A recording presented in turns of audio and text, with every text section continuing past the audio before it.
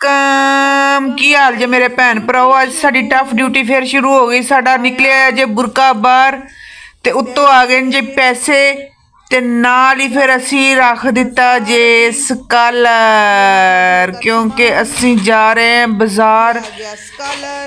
आज बड़ा सारा दिन जड़ा ना साडा टफ गुजरेगा।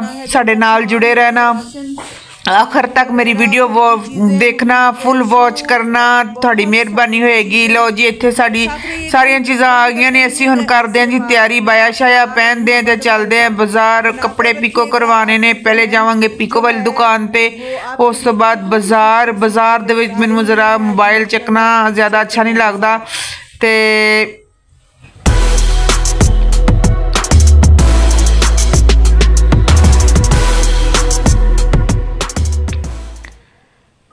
थोड़ी थोड़ी शॉर्ट वीडियो दिखावांगी। लो जी ये आ गई जी काज ओवरलॉक वाली दुकान। इत्थे दुपट्टा वगैरह पिको करवाना सी, इत्थों दुपट्टा वगैरह पिको करवाया है। उस तो बाद जी असी बैठे हैं चीज़ां चूज़ां लैके सारे रक्शे दा मसलन कि थोड़े सीन तुहानूं दिखांदे पे हैं। रक्शे ते बह के वापसी घर आ रहे हैं असी, क्योंकि ज़्यादा मैं बाजार की वीडियो नहीं बनाई। बस 3-4 शॉर्ट ही ने छोटे छोटे जिहड़े तुहाडे नाल मसलन के शेयर करने सीगे।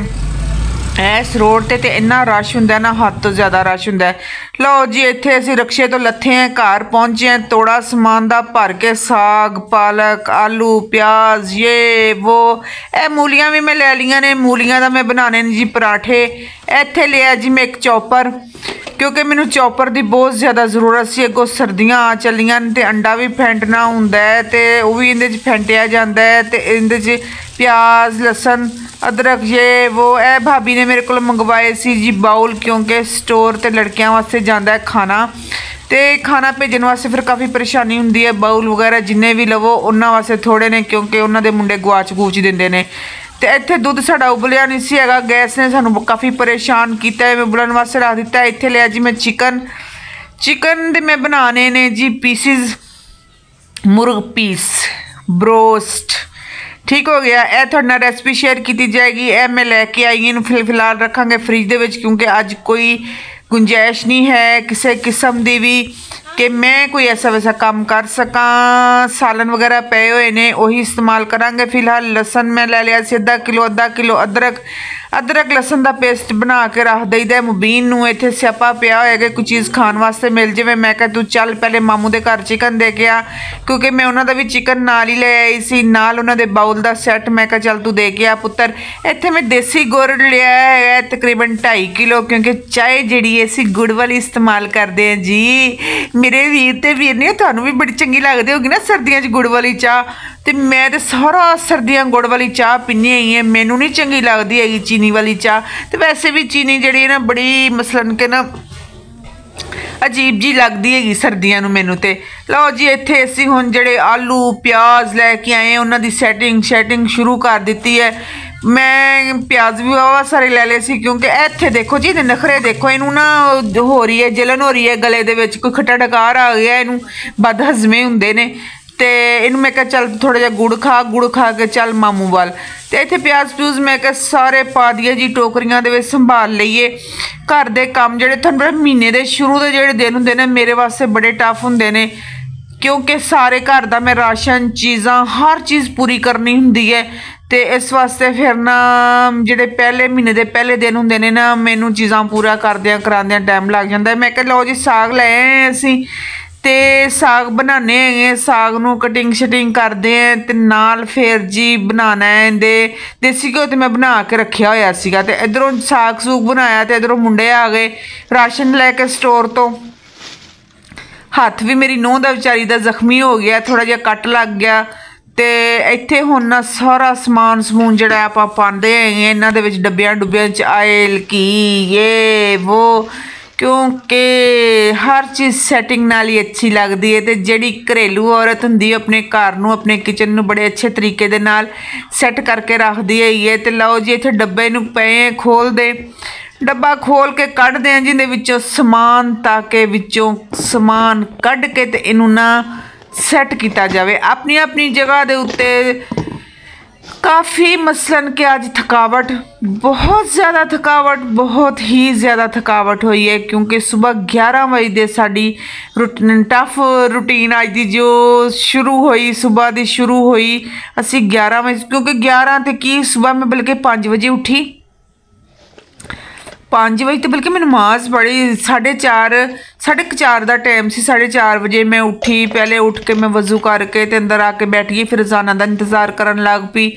अजाना हुई, नमाज पढ़ी, वीडियो अपलोड की, वीडियो अपलोड करन तो बाद बिजी बेबे की वीडियो देखी, उस तो बाद जिन्होंने भैन भरावां की वीडियो रहिंदी पई सी मैं उन्होंने वीडियो देखी। उस तो बाद जी फिर मैं नींद आन लग पई, थोड़ी मेरे ना सिर च दर्द होने लग पई, फिर मैं सो गई सुती ना। तो वो भाई आए एक ना हलीम देन वास्ते, तो वो बस उन्होंने दरवाज़ा बजाया, मेरे सिर च दर्द शुरू हो गया। उस तो बाद फिर मैं उठी, चाय बनाई, मैं अपनी बहू नूं नहीं उठाया, मैं कहा बेचारी सुती पे, चलो सुती पी रहे कोई नहीं, तो चाय शाय बना के ते मैं बैठी। फिर उस तो बाद जी वो बेचारी आई किचन च, उन्हें बाकी का सारा संभालिया।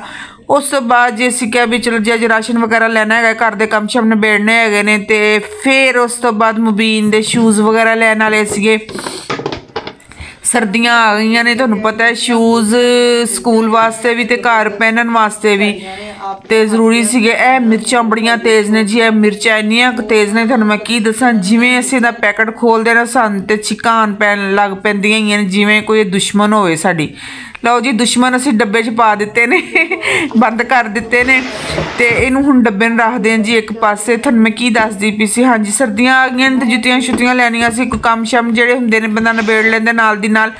ते हजे तो मैं अपनी भी शॉपिंग करनी सी, लेकिन मैं अपनी शॉपिंग मेरी विच ही रह रू गई क्योंकि थक गए सी काफ़ी ज़्यादा। तो लवांगे इंशाल्लाह चीज़ां लवांगे, होणगे कम शम चलदे ही रहणगे, लेकिन हजे इन्नी आई नहीं है, मौसम नहीं आया कि हजे जर्सियां वगैरह लईयां जान। या मैं सिर्फ ना सॉक्स लईयां ने अपनियां, ते वो तुहाडे नाल शेयर की करनियां, सॉक्स की शेयर करनियां तुहाडे नाल।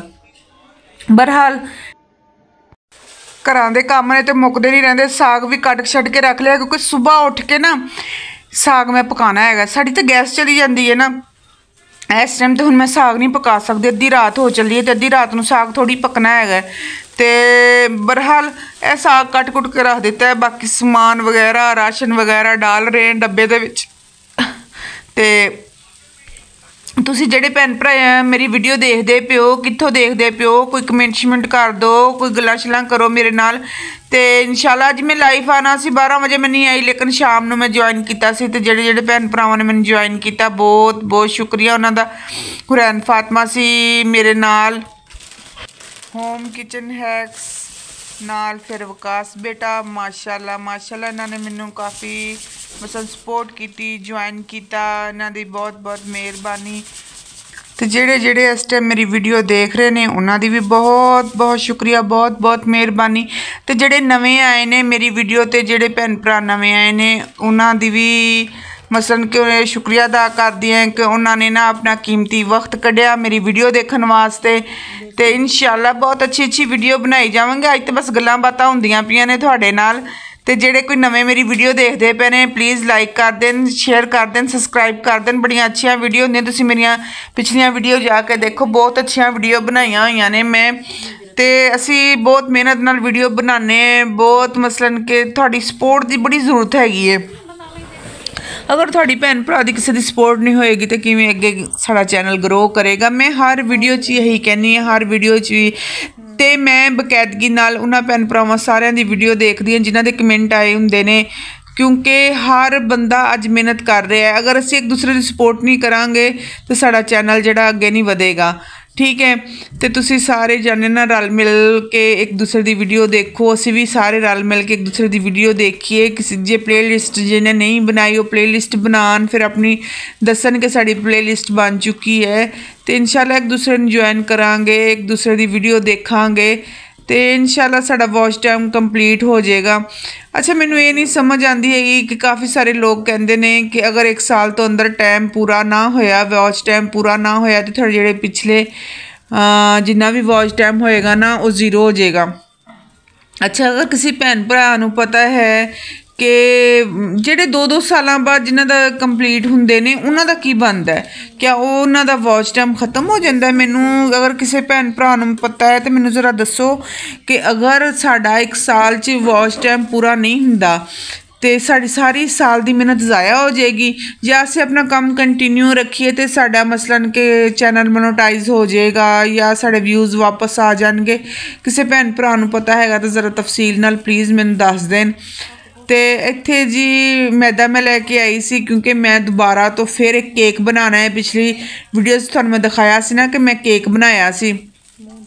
ਕੇਕ ਤੇ ਲਾਜ਼ਮੀ ਇਸ ਦਫਾ ਬਣੇਗਾ ਕਿਉਂਕਿ ਅਸੀਂ ਇੱਕ ਹੋਰ ਤਰੀਕੇ ਨਾਲ ਟਰਾਈ ਕਰਨਾ ਹੈ ਕੇਕ, ਤੇ ਕੇਕ ਵੀ ਬਣਾਵਾਂਗੇ। ਬੇਸਨ ਵੀ ਮੈਂ ਲੈ ਕੇ ਆਈ ਸੀ। ਫਿਰ ਕੜੀ ਪਕੌੜਾ ਦੁਬਾਰਾ ਬਣੇਗਾ ਇਨਸ਼ਾਅੱਲਾ ਅੱਲਾ ਦੇ ਹੁਕਮ ਨਾਲ, ਕਿਉਂਕਿ ਕੜੀ ਮੇਰੇ ਬੱਚੇ ਬੜੇ ਸ਼ੌਕ ਨਾਲ ਖਾਂਦੇ ਨੇ ਤੇ ਇਹ ਚੀਜ਼ਾਂ ਸਿਰਫ ਸਰਦੀਆਂ 'ਚ ਹੀ ਬਣਦੀਆਂ ਨੇ, ਗਰਮੀਆਂ 'ਚ ਤੇ ਬਣਦੀਆਂ ਕੋਈ ਨਹੀਂ, ਕਿਉਂਕਿ ਗਰਮੀਆਂ ਦੇ ਵਿੱਚ ਇਹ ਚੀਜ਼ਾਂ ਨਹੀਂ ਬੰਦਾ ਖਾ ਸਕਦਾ, ਮੈਦੇ ਦਾ ਬਹੁਤ ਜ਼ਿਆਦਾ ਪ੍ਰੋਬਲਮ ਹੋ ਜਾਂਦਾ, ਮਸਲਾ ਹੋ ਜਾਂਦਾ।